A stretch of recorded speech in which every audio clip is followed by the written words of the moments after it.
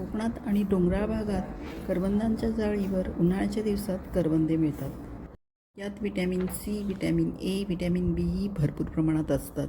डोळ्यांसाठीही फार उपयुक्त असतात. यात कॅल्शियमचे प्रमाणही भरपूर असते. या पिकलेल्या करवंदांपासून आपण सरबत आणि पॉप्सिकल बनवण्याची रेसिपी आज पाहणार आहोत.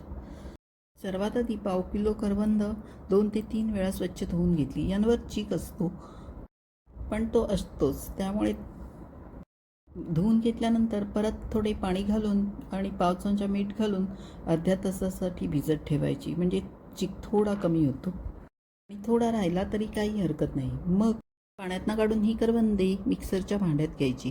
त्यात अर्धा चमचा मीठ, 1 चमचा भाजलेल्या जिऱ्याची पावडर, अर्धा वाटी साखर, बर्फाचे तुकडे आणि अगदी थोडे पाणी घालायचे आणि हे सगळे आपल्याला आता मिक्सरला फिरवून घ्यायचे आहे.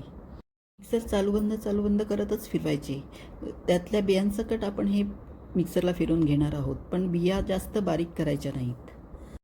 आता हे मिक्सरला फिरून घेतलेला पल्प आपण गाळणीने गाळून घेऊयात.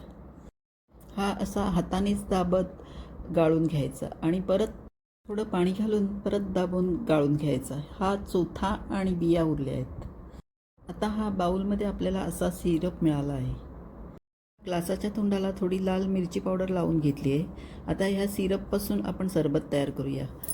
त्या ग्लासात 3 ते 4 चमचे सिरप घातले. त्यात पाणी आणि बर्फाचे खडे घालून आपण सरबत तयार करून घेऊया.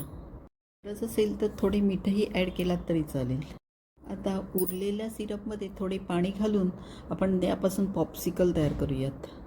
असे हे पॉप्सिकल्स लहान मुलांना खूप आवडतात. आता हे सिरप आईस्क्रीम मोल्डमध्ये ओतूयात. सजावटीसाठी एक करवंद यात घातले आहेत. आता मोल्डचे झाकण लावून बंद करूयात. मग आता हा मोल्ड डीप फ्रीझरमध्ये रात्रभर ठेवून द्यायचा किंवा 8 ते 10 तासासाठी डीप फ्रीझरमध्ये ठेवायचा. सकाळी मोल्ड बाहेर काढून यातून पॉप्सिकल्स काढून घ्यायचे.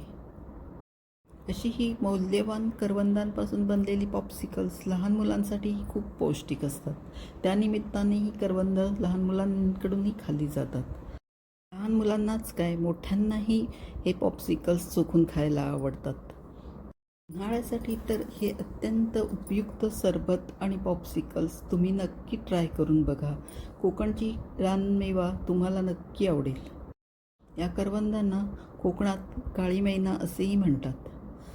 व्हिडिओ आवडला तर या प्लेलिस्टवर क्लिक करून चॅनलला नक्की लाईक आणि सबस्क्राईब करून सपोर्ट करा आणि कमेंट करा.